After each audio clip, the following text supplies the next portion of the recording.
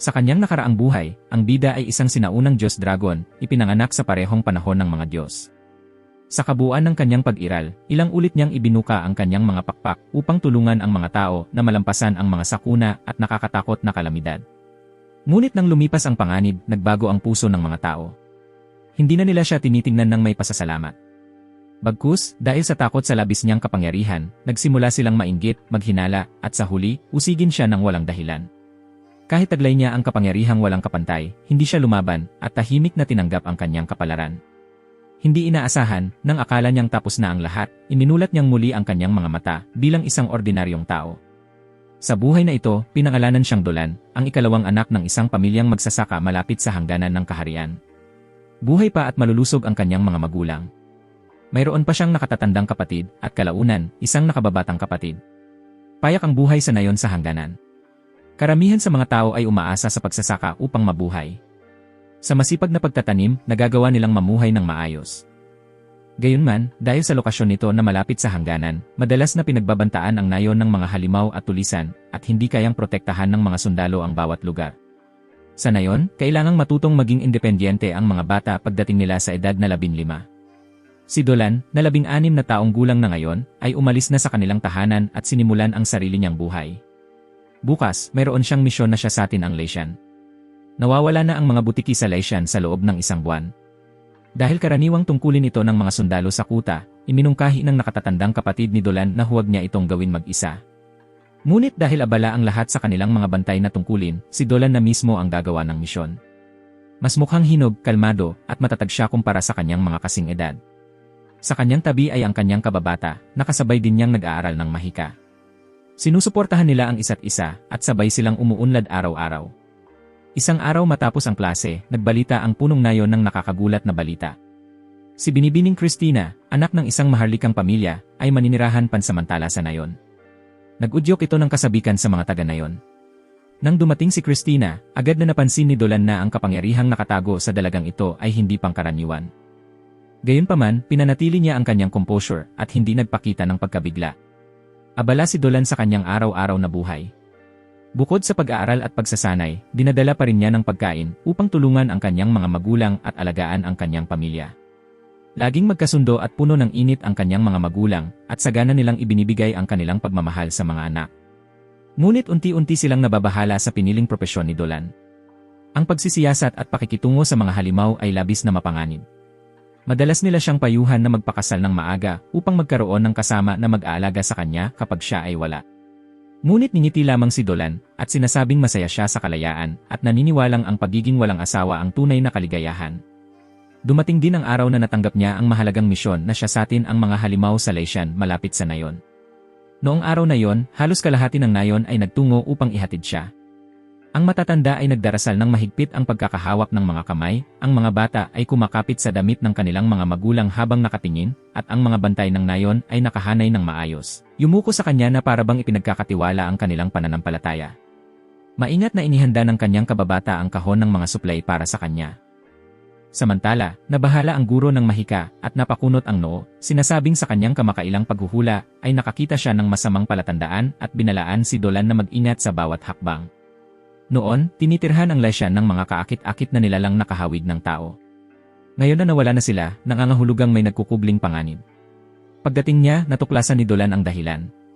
May hindi pagkakaunawaan ang espiritu ng lupa at ang dakilang espiritu, kaya hindi na angkop ang lugar para sa buhay. Ngunit higit na nakakagulat ang paglitaw ng isang espiritu ng ahas, isang nilalang mula sa mga alamat na may kakayahang umakit ng tao. Ang pangalan ng dalaga ay Selena. Hindi tunay na bihasa si Selena. Ang mga tangka niyang pang-akit ay tila clumsy at kakaiba para kay Dolan. Sinabi niyang wala siyang masamang hangarin, ngunit ang kanyang presensya ay hindi sinasadyang nakapagpagalit sa dakilang espiritu. Wala nang ibang pagpipilian si Dolan kundi hilahin si Selena palayo, at inisip niyang ang mga kamakailang lindol ang dahilan ng pagrerebelde ng mga espiritu na ginawang mapanganib ang lugar na ito. Alam niyang marunong nang mahika si Selena, kaya't diretsahan niyang tinanong kung may tapang ba itong makipagsanib puwersa sa kanya sa laban. Naiintindihan ni Selena na hindi talaga magkatugma ang kanilang mga elemento, ngunit ang mga espiritu ng ahas ay may espesyal na uri ng mahika, kaya pumayag siyang subukan. Nagsimula ang laban. Sumugod si Dolan habang tumawag naman si Selena ng isang dambuhalang ahas na kumagat sa espiritu ng lupa. Sinamantala ni Dolan ang pagkakataon at hinampas ng kanyang espada na tumama ng deadly. Perpektong nagtulungan ang dalawa at sa wakas ay natalo nila ang espiritu. Gayunman, nabalot ng putik si Selena at mukhang labis na busbusin.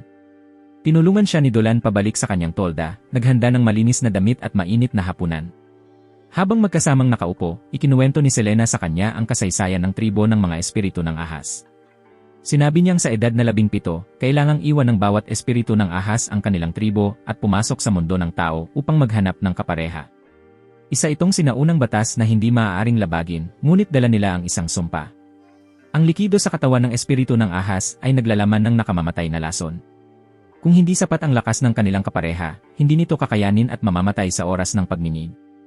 Nakilala ng ina ni Selena ang kanyang ama sa ganitong paglalakbay, at ang lakas at sigla ng ama niya ang naging dahilan kaya sila pareho ay nakaligtas sa malupit na kapalaran. Tahimik na nakinig si Dolan, nakikita si Selena bilang isang inosente at masigasig na dalaga. Para sa kanya, wala itong pinagkaiba sa isang musmos na bata na kailangang protektahan. Bago sila maghiwalay, bigla niyang sinabi na pakiramdam niya ay isa si Dolan sa mga taong labis na nagmamahal sa kanyang pamilya. Ang inosenteng pahayag na iyon ay nagpahinto kay Dolan at biglang nagpaalab ng kanyang pagkamulat. Naisip niyang sa kanyang nakaraang buhay bilang isang dragon, nabuhay siya ng matagal at nag-iisa.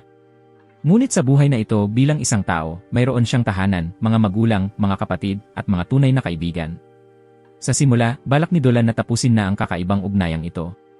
Ibinigay niya kay Selena ang bahagi ng kanyang kapangyarihang espiritual bilang pasasalamat sa tulong nito. Ngunit hindi inaasahan, napakalakas ng kapangyarihang espiritual ng tribo ng dragon na labis nitong tinakot si Selena, kaya nanghina at nanginig ang kanyang buntot na ahas. Ngumiti lang si Dolan, at pabirong sinabi na kapag nagkita silang muli, sana ay isama ni Selena ang kanyang asawa upang bumisita sa nayon. Gayunman, hindi naging maayos ang paglalakbay ni Selena. Sa kabila ng pagnanais niyang makahanap ng kapareha, palagi siyang nakakaharap ng mga balakid dahil sa kanyang kakaibang anyo. Sa sandaling makakita ang mga tao ng buntot niyang ahas, nag-iba ang kulay ng kanilang mukha, nagkakagulo at nagsisitakbuhan, takot na takot lumapit pa. Ang paulit-ulit na takot na iyon ay lalong nagpahinang loob kay Selena, na dati nang may malambot na puso, at unti-unting nagbigay daan sa damdamin ng kalungkutan at kawalan ng magawa. Samantala, matapos makumpleto ang kanyang pagsisiyasat, bumalik si Dolan sa nayon at ipinagpatuloy ang pag-aaral ng paggawa ng mga potion kasama si Eri sa ilalim ng kanilang guro. Si Eri ay mahusay at mabilis kumilos, maingat sa bawat galaw, kabaligtaran ni Dolan na madalas na clumsy at alanganin. Sa kabila ng kanyang pagsisikap, madalas pa rin niyang mapakulo ang mga bote ng potion o makalikha ng matitinding amoy na diretsyo sa kanyang ilong. Naalala niya na sa kanyang nakaraang buhay bilang isang Diyos Dragon, hindi niya kailangang malaman ang tungkol sa mga maliliit na bote ng potion. Ngunit ngayon bilang isang tao, kailangan niyang matutong magtiyaga dahil mahalagang kasanayan ito para sa kanyang kaligtasan. Hindi lamang tinuruan sila ng kanilang guro kung paano gumawa ng karaniwang mga potion, kundi mainat din silang tinuruan kung paano maghanda ng mga panlunas sa lason. Mahalaga itong kaalaman para sa mga madalas humaharap sa mga halimaw. Sa nayon, sa bawat kainan, nagdadasal ang mga mamamayan habang magkahawak ang kanilang mga kamay para sa diyosa ng lupa. Isang diyosang kakaunti lamang ang nakakaalam na minsang naging malapit na kaibigan ni Dolan noong siya ay nasa anyo pa ng Diyos Dragon. Sa tuwing nasasaksihan niya ito, nakakaramdam si Dolan ng halong pagkapanatag at paglayo, na para bang bahagi ng isang lumang alaala ang nananatiling buhay sa kanyang isipan. Pagkatapos niyang matapos ang pag-aaral, nagsimula si Dolan na sanayin pa ang kanyang katawan. Tumatakbo siya paikot sa nayon tuwing hapon, at pagkatapos ay dumaraan sa lugar ng mga tagapangalaga upang tulungan sa pagsasanay ng mga bata. Sa ganitong paraan, nakakakuha siya ng mas maraming karanasan sa pakikipaglaban habang nakabubuo ng ugnayan sa susunod na henerasyon ng nayon. Sa mga pagsasanay na ito, biglang natuklasan ni Dolan ang kakaibang amoy ng kabute na nanatili sa paligid. Sinabi ng kanyang kutob na may kakaiba, kaya nang sumapit ang gabi, nagpasya siyang magsiyasat ng palihim. Sa dilim ng gabi, hindi inaasahang muling nakasalubong ni Dolan si Selena, na nagkakamping mag-isa at naghuhugas ng mukha sa batis. Nagulat si Selena nang mahuli, kaya aksidenteng natumba niya ang palanggana ng tubig. Dahil sa bilis ng kilos, agad na tumakbo si Dolan at iniunat ang kanyang mga braso upang protektahan siya. Bilang isang dragon sa kanyang nakaraang buhay, wala siyang malinaw na konsepto tungkol sa kasarian, iniisip lamang niya na ang kagandahan ay karapat-dapat hangaan at igalang. Nang mabalisa si Selena at nagmakaawang ipinikit niya ang kanyang mga mata, naguluhan si Dolan, hindi maintindihan kung bakit.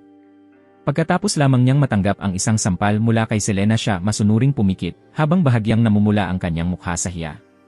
Ikinuwento ni Selena na sa simula, balak sana niyang magtungo sa timog upang maghanap ng kapareha, ngunit saan man siya pumunta, puro mga tingin ng takot at pag-iwas ang kanyang nararanasan. Dahil dati na siyang may pag-aalangan sa pakikisalamuha, lalong sumakit sa kanya ang ganitong pagtrato. Sa huli, pagod at nag-iisa, tahimik siyang bumalik, umaasang makahingi ng tulong kay Dolan.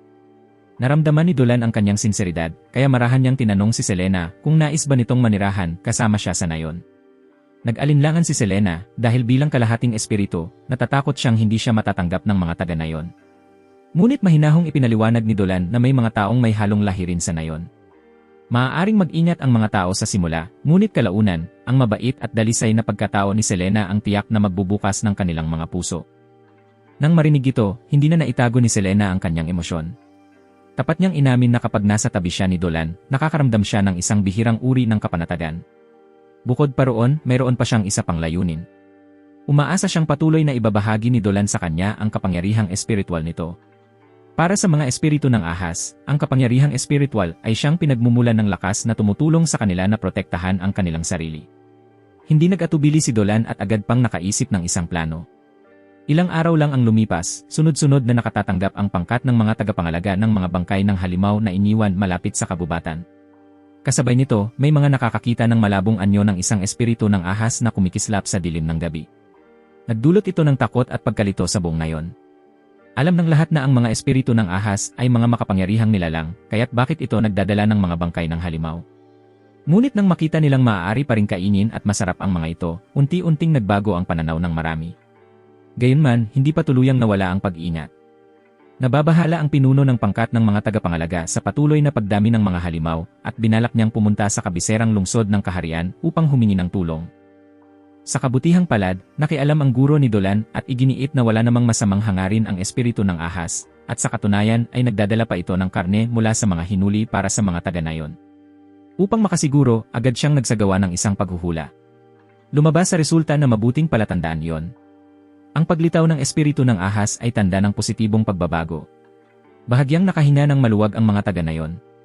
Palihim na natuwa si Dolan dahil nagsimula nang mawala ang pag-ingat ng mga tao kay Selena. Agad niyang sinabi kay Selena ang susunod na hakbang ng kanilang plano. Kapag nagsagawa ng pagsasanay ang nayon, magpapanggap siyang naligaw sa gitna ng mga halimaw upang makalapit si Selena at mailigtas siya. Kung masaksihan ito mismo ng mga taga-nayon, mas lalo silang magkakatiwala sa kanya.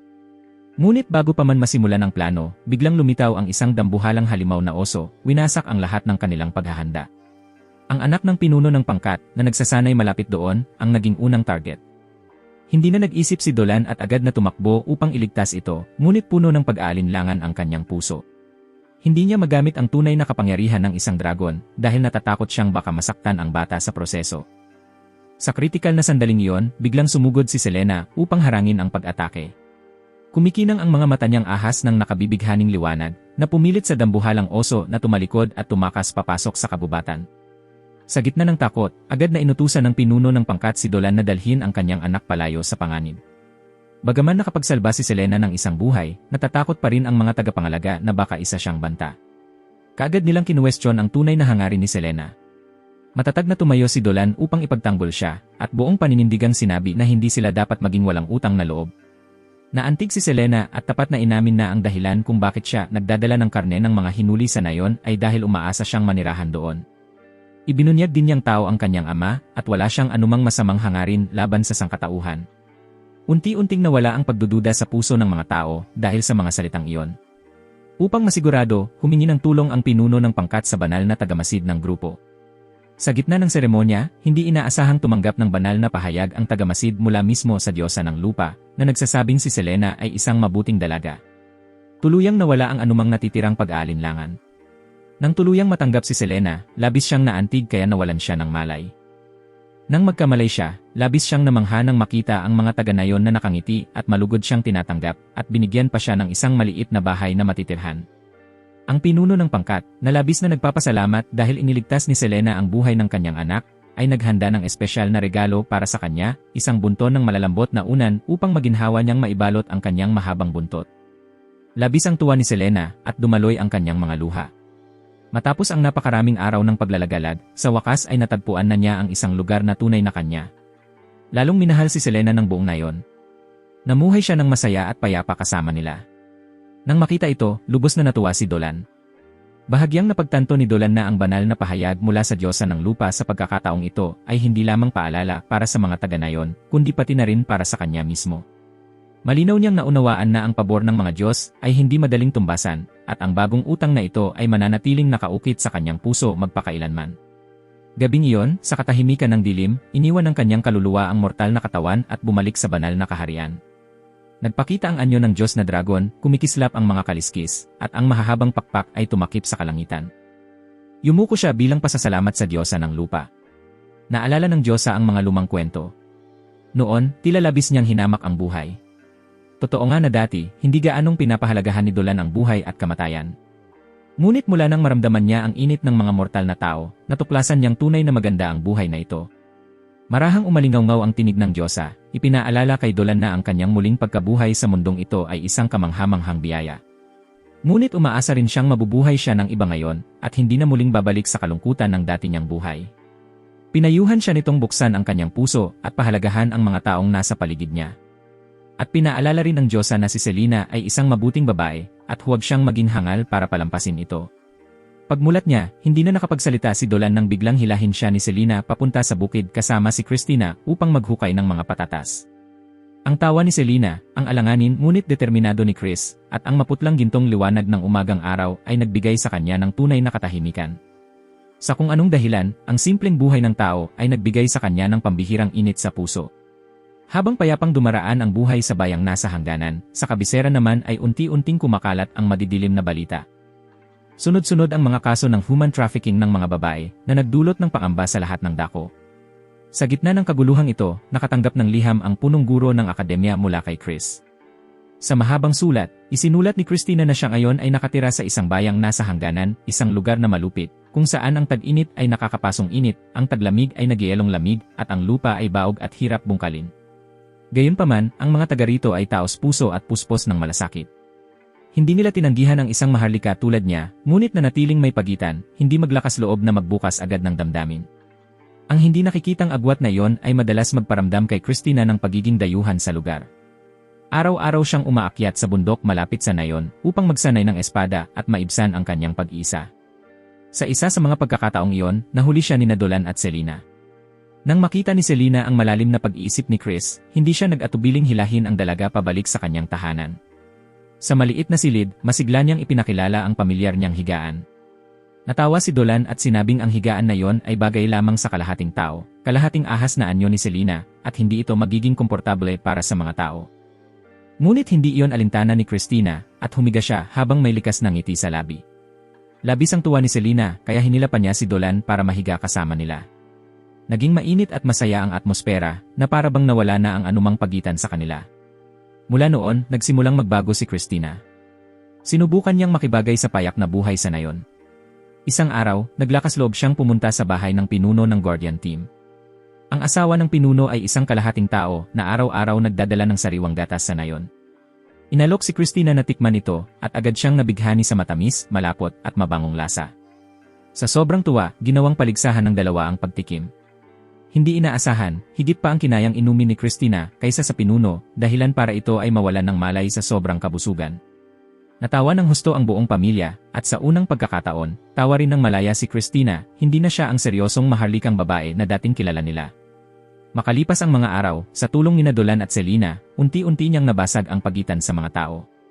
Sumali siya sa mga gawaing pang-araw-araw, nakipagkwentuhan sa mga taga-nayon, at sinubukan ang maliliit na bagay na noon ay hindi niya kailanman naisip gawin. Ang susunod na liham na ipinadala sa akademya ay labis na nakaantig sa punong guro. Hindi inasahan ng punong guro na ang isang mapagmataas na babaeng maharlika, na sanay lamang mag-ensayo sa marahas na kapaligiran ng kabisera, ay maaari palang makihalubilo at tumawa ng masaya kasama ang mga taga-nayon sa pinakasimpleng bagay. Ngunit hindi nagtagal ang kapayapaang iyon. Kumalat ang balita na si Chris, isang mataas na maharlika mula sa kabisera, ay naging kaibigan ng isang maganda at kakaibang nilalang, isang babaeng ahas. Namangha ang mga karaniwang tao, ngunit sa hanay ng mga maharlika, nag-umpisa ang mga usap-usapan, may mga nagduda, may mga nangutya. Maging sa mga bahay tsaa at mga tavern, ito ang naging paksa ng bawat pag-uusap. At doon lumitaw ang salamangkera na si Karen, isang makapangyarihang tauhan sa ilalim ng tanggapan ng gobernador. Lubos na naiba si Karen sa mga taga-nayon. Sa kanyang paningin, ang mga espiritong ahas ay isang nakatagong banta na hindi dapat pagkatiwalaan. Sa harap ng lahat, mariin niyang ipinahayag na si Selina, kahit may basbas ng Diyosa, ay kailangan pa ring umalis sa nayon at pumunta sa kabisera upang sumailalim sa pagsusuri at formal na proseso ng pagpapatibay. Biglang bumigat ang atmosfera sa buong nayon. Nang araw na yon, magkasamang nagtatanim ng patatas sina Dolan at Selina nang bigla silang ipatawag sa tarangkahan. Pagdating nila, isang malaking hukbo na ang nakapaligid, naglalabas ng nakakatakot na presensya. Malamig na sinabi ni Karen na hindi nila pinagdududahan ang mensahe ng Diyosa.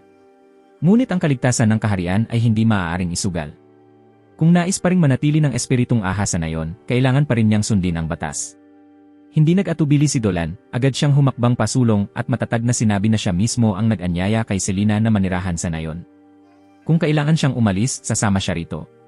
Umarko sa paligid ang kanyang tinig na parang kulob, dahilan para bahagyang tumango ang ilang taga-nayon na kanina pa pigil hininga. Nang marinig ni Chris ang masamang balita, agad niyang ginamit ang salamangka ng hangin upang hanapin ang punong guro. Samantala, ibinaba ni Selina ang kanyang ulo, bumigat ang kanyang dibdib sa matinding pagkakasala. Natakot siya ang naging sanhi ng lahat ng kaguluhan. Nang makita ito, niyakap siya ni Dolan, pinatibay ng matatag na tinig na wala siyang ginawang mali. Nandyan siya sa tabi niya. Habang nakayakap, sinabi niyang ganoon din ang ginagawa sa kanya ng kanyang ina noon. Sa yakap na yon, nanginig si Selina at dahan-dahang bumagsak ang luha. Samantala, sa kabisera, nagkita sina Christina at ang punong guro. Halos mabulunan ang punong guro sa saan nang marinig ang kwento, ngunit agad niyang tiniyak kay Christina na magiging ligtas si Selina dahil sa basbas ng Diyosa. Gayunman, si Karen ay isang salamangkero mula sa tanggapan ng gobernador na direktang nag-imbestiga sa mga kaso ng human trafficking ng mga babae. Nagkaroon siya ng hinala, ng angamba na maaaring mapagbintangan si Selina ng walang katotohanan. At totoo nga, sa gitna ng paglalakbay, habang magkasandal ng payapa sina Selina at Dolan, bigla silang pinababa mula sa karwahe ng isang marangal na tagapamahala ng nayon. Binaba nito ang boses, ang mga mata ay puno ng pahiwatig, at nagsimulang ibunyag ang ilang lihim na impormasyon. Labis na nabahala si Christina. Nauunawaan niyang kapag nakialam siya sa usaping ito, maaaring busisiin ang kanyang mataas na katayuan bilang maharlika, at posibleng masangkot pa siya sa mabigat na pananagutan. Habang magulo ang kanyang isipan, muling lumitaw ang mahiwagang marangal na lalaki, pinangungunahan sina Dolan at Selina upang makipagkita kay Karen. Ang nakapagtataka, ang asal ni Karen ay lubos na iba sa inaasahan ni Christina. Hindi inaasahan, magiliw si Karen, kalahating mapagbiro, kalahating tapat ang ngiti, habang sinasabing masyadong maganda si Selina para arestuhin, at nangakong tutulungan silang tapusin agad ang kinakailangang mga proseso. Sa unang marinig, bahagyang napanatag ang loob ni Selina at Dolan, ngunit may hindi maipaliwanag na kaba pa ring bumabalot sa kanilang mga puso.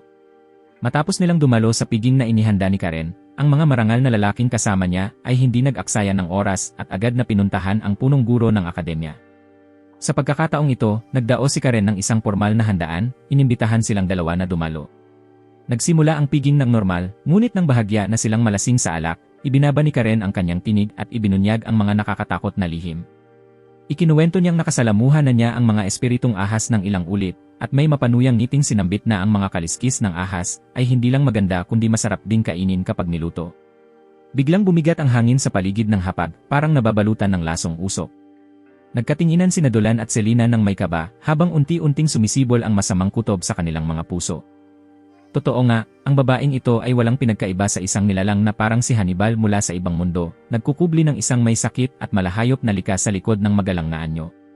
Samantala, isinasalaysay ng matandang marangal na lalaki ang mga kakilakilabot na pangyayari.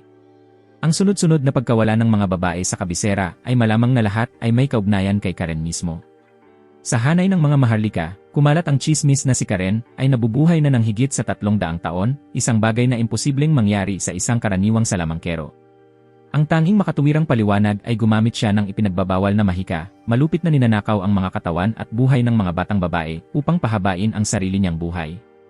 Kinumpirma ng matandang maharlika na si Selina ang susunod na target ni Karen. Sa isang madilim na lugar, nagsisimula ng maging totoo ang nakakatakot na hula. Nawalan ng malay si Selina matapos siyang saktan ni Karen. Naghahanda na ang salamangkero na isagawa ang ritual ng pagbabalat ng katawan. Sa sahig na natatakpan ng mga pormasyong mahikal na may bahid ng dugo, biglang nagising si Dolan na inakala nilang walang malay. Sa isang iglap ng tingin, agad niyang naunawaan na ang kwartong ito ay nasaksihan na ang hindi mabilang na malulupit at hindi makatarungang kamatayan. Mga tuyong bakas ng dugo, at mga kakaibang simbolong paikot-ikot sa paligid ng pormasyon, lahat ay patunay na nakapatay na si Karen ng hindi mabilang na tao. Nang tanungin siya, kalmadong inamin ni Karen ang lahat, at mayabang pang ipinagyabang na hindi na niya maalala kung ilang biktima na ang kanyang pinaslang, ang natatandaan lang niya ay sa bawat pagkakataon. Pinipili niya ang pinakamagagandang bahagi mula sa iba't ibang lahi upang ilipat sa kanyang sariling katawan. Ang balat ng mga duwende, ang mga binti ng mga tao, at ang buhok ng mga batang dalaga, lahat ay naging sangkap sa kanyang karumal-dumal na pananaliksik. Mas nakakatakot pa, ang mga kalupitang ito ay hindi man lang naparusahan, bagkus ay pinupuri pa at hinahangaan ng ilang bulok na maharlika. Nagising si Selena sa gitna ng tanawing iyon, nanginginig sa takot at galit.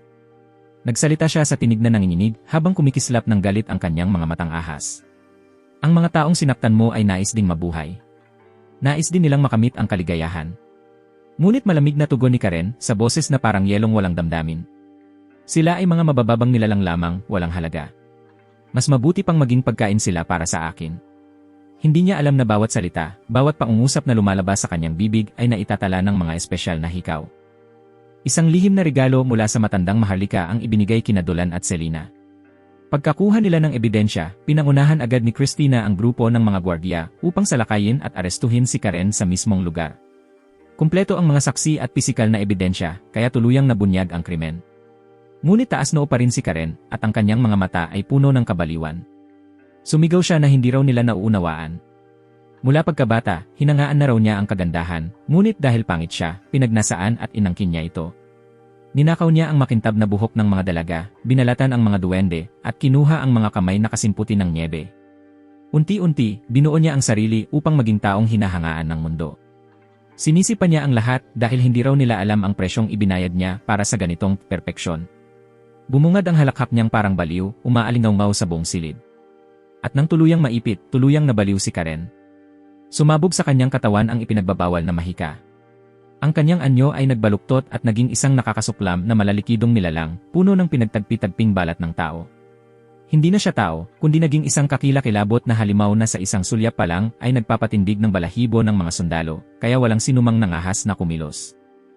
Sa sandaling nakakatindig balahibo na iyon, si Selena ang gumamit ng kanyang mga mata ng ahas, pinagana ang espesyal nitong kapangyarihan upang mapilitang tumigil si Karen sa loob ng ilang segundo. Ang maikling sandaling iyon ang naging gintong pagkakataon. Sumigaw si Christina, sumugod na may hawak na espada, at buong lakas na inatake ang deformadong katawan ni Karen. Hindi nagpahuli si Dolan, agad siyang gumuhit ng mahikang formation sa sahig, mariing isinulat ang mensaheng, ang kagandahang itinayo sa pagdurusa at sakripisyo ng iba ay hindi kailanman maaaring umiral. Nang lumiwanag ang formation, nilamon ng mapanirang enerhiya si Karen, giniling siya hanggang maging alabo. Sa wakas ay natapos ang lahat, ngunit hindi maliit ang halagang binayaran. Dahil ginamit ni Selena ang ipinagbabawal na mata ng ahas, pansamantala siyang ikinulong para imbestigahan. Hindi umalis si Dolan.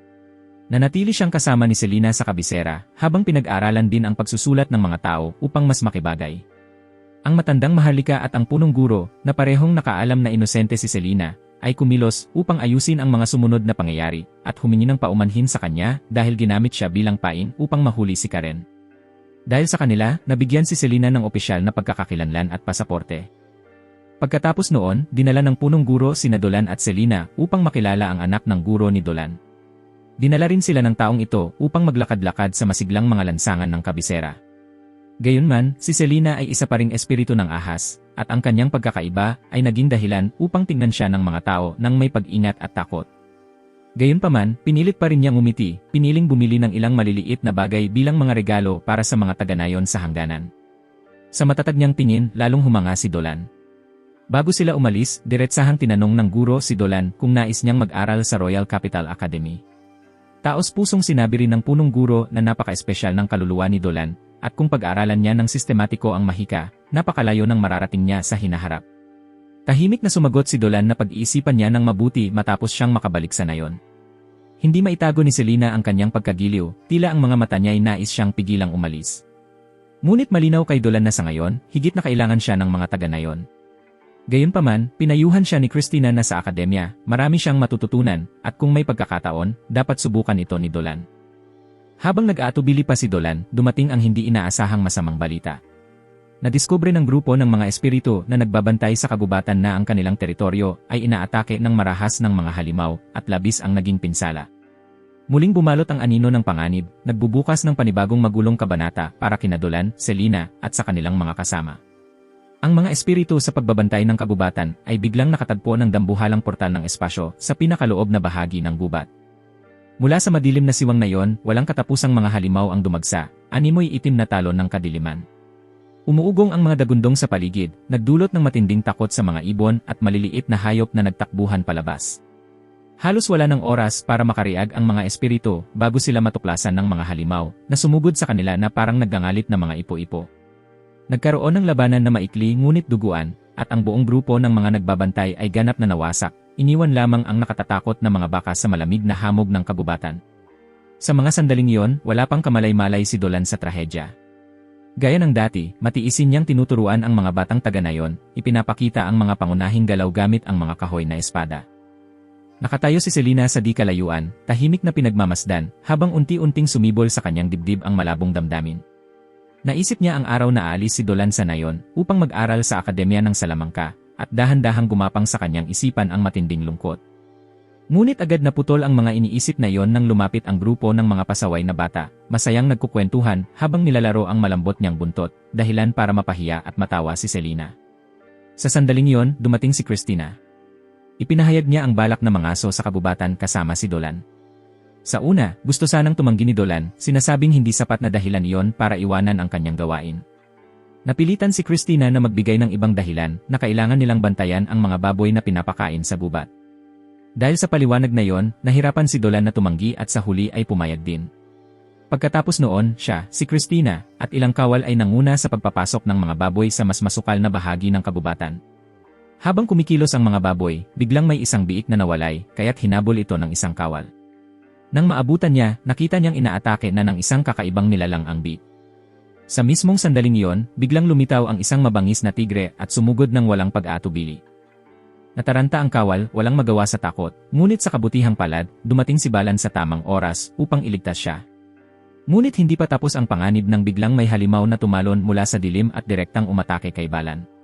Umalinggaw sa kailaliman ng kagubatan ang sigaw ng sakit ni Balan, dahilan para magmadaling rumesponde sina Dolan at ang iba pa. Ang halimaw sa harapan nila ay mabangis, ngunit hindi maihahambing sa lakas ng isang dragon. Sa isang malakas na hampas lamang, napabagsak ito ni Dolan. Namangha si Christina at nagtanong kung anong klaseng nilalang iyon. Sagot ni Dolan, hindi iyon karaniwang halimaw, kundi isang demonyo, isang mababang uri, ngunit napakabilis at may matinding lakas, kaya mahirap labanan. Nang tangkain ng halimaw na bumangon matapos ang hampas, pinakawalan ni Dolan ang isang tiyak na sinag ng enerhiya na nagpahina rito, at mabilis namang sumugod si Christina, ibinaba ang espada, at tinapos ito. Ipinag-utos ni Dolan kay Christina na kailangang hindi malaman ng mga taga-nayon ang tungkol sa paglitaw ng mga demonyo, dahil kapag kumalat ang balita, siguradong magpapanik ang lahat. Pagbalik nila, agad nagpatawag ng pulong ang mga matatanda ng nayon tungkol sa pagkakasugat ni Balan. Matindi ang naging talakayan, ngunit sa huli ay napagdesisyonan nilang sina Dolan at Selena ang mag-imbestiga sa kagubatan. Taos-pusong nais din sanang sumama ni Christina, ngunit dahil sa kanyang mataas na pinagmulan, tinanggihan siya ng pinuno ng nayon.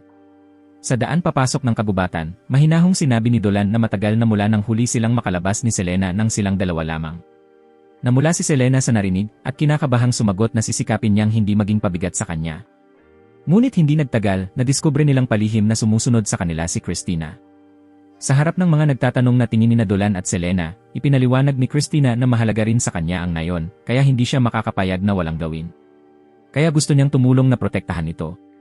Pagkatapos ay hinati nila ang mga gawain, si Selena ang bahalang kontrolin ang mga halimaw, samantalang sina Dolan at Christina ang atake. Nagpatuloy silang tatlo papasok sa mas madilim na bahagi ng kagubatan, at wala namang kakaibang palatandaan hanggang sa biglang may higanteng figura na humarang sa kanilang daraanan, dahilan para agad maniga si Christina at bunutin ang kanyang sandata, handa na sa labanan. Ngunit labis ang pagkagulat ni Christina sa sumunod na nangyari, dahil madali lamang nilapitan ni Selena at naging kaibigan ang dambuhalang nilalang. Ipinaliwanag ni Dolan na dati ay takot palagi sa kanya ang mga halimaw, ngunit ngayon ay hindi na, bagay na nakalilito rin sa kanya. Nalito si Christina habang pinapanood kung paano nagkakasundo sina Selena at Dolan sa mga halimaw. Ipinaalala ni Selena na isa rin siyang halimaw. Doon lamang naalala ni Christina yon at nahiya dahil nakalimutan niya ang detalye. Isang maliit na halimaw ang maingat na lumapit kay Christina. Binigyan siya ni Selena ng mansanas at sinabihang subukang pakainin ito. Ginawa iyon ni Christina, sa kamarahang hinaplos ang ulo ng nilalang, at hindi niya namalayang nakadama siya ng payak na kaligayahan. Ipinaliwanag ni Selena na ang mga halimaw na ito ay lumalapit lamang sa tao dahil sa gutom. Karaniwan, wala silang balak manakit. Sabi ni Dolan, kung pati ganitong makapangyarihang mga nilalang ay napipilitang lumika sa kanilang tirahan, may kakaibang nangyayari sa kailaliman ng kagubatan. Habang nagpapahinga sila, biglang tumingin si Selena kay Christina at pinuri ang kagandahan nito. Sumang-ayon si Dolan, dahilan para mamula ng husto si Christina sa hiya. Mausisa, nagtanong si Selena ng mga payo kung paano mapalakas ang alindog, naniniwalang kapag nagawa niya yon, mas lalakas ang kanyang mahikang pambighani at mas madali siyang makakahanap ng kabiyak. Ngumiti si Dolan at sinabi na sa kasalukuyang anyo ni Selena, sapat na itong kaakit-akit. Dahil sa papuring iyon, maling inakala ni Selena na gusto siyang pakasalan ni Dolan, kaya naisip niyang hindi na niya kailangang magbago pa. Habang tulala pa si Selena sa iniisip, biglang may kakaibang aura na nagmula sa kailaliman ng kagubatan. Isang bolang mahika ang lumipad palabas at bumagsak malapit sa kanila, may laman itong maliit na walang malay na espiritu. Bago pa nila ito masiyasat, biglang dumagsa ang napakaraming demonyo at pinalibutan sila. Salamat sa kanilang mga nakaraang karanasan, hindi gaanong nahirapan ang grupo ni Dolan. Dalawa pang halimaw ang nagtangkang gamitin ang kanilang mga katawan bilang panangga sa mga atake. Ngunit ginamit ni Dolan ang kanyang bisig, na nagbago sa anyo ng dragon, at pinulbos ang mga ito. Pagkatapos ng labanan, nagising ang maliit na espiritu at ipinakilala ang sarili bilang Marl. Nagpasalamat siya sa pagkakaligtas at ipinaliwanag na tumakas siya roon matapos siyang habulin ng hukbo ng mga halimaw. Umasa si Christina na makapagbibigay si Marl ng mas kapaki-pakinabang na impormasyon tungkol sa kalagayan sa kagubatan. Napansin ngayon ni Dolan na napalilibutan na naman sila ng isa pang grupo. Ngunit sa pagkakataong ito, hindi iyon pakiramdam ng puot kundi pag-ingat. Nang ibaba ng grupo ang kanilang mga sandata, lumabas mula sa kagubatan ang isang pangkat ng mga duwende. Lumapit ang kanilang pinuno at iniutos kay Marl na bumalik sa kanilang tribo. Bagaman nailigtas ng grupo ni Dolan si Marl, nanatiling maingat ang mga duwende ng kagubatan dahil sa kasaysayan ng pananakop ng mga tao at mga halimaw na may buntot. Payapang sinabi ni Dolan na galing siya sa karatig na nayon at ang kanyang layunin ay imbestigahan lamang ang dahilan ng sunod-sunod na paglitaw ng mga halimaw kamakailan. Nang marinig ito, tinanggap ni Hepigeo ang paliwanag, ngunit pinayuhan din silang agad lisanin ang kagubatan dahil lalong nagiging mapanganib ito. Naintindihan ni Dolan na ang ugat ng lahat ay nagmumula sa paglitaw ng puwang sa kalawakan. Sa sandaling iyon, nagpahayag si Christina ng kagustuhang tumulong. Matagal na nag-isip si Dolan. Alam niyang ang paglitaw ng mga mababang uri ng halimaw ay simula pa lamang. Hanggat naroon ang portal, tiyak na lilitaw ang mas malalakas na nilalang. Para sa kaligtasan ng nayon, kahit kailangan niyang ipakita ang kapangyarihan ng dragon, aalisin niya ang banta mula pa lamang sa simula.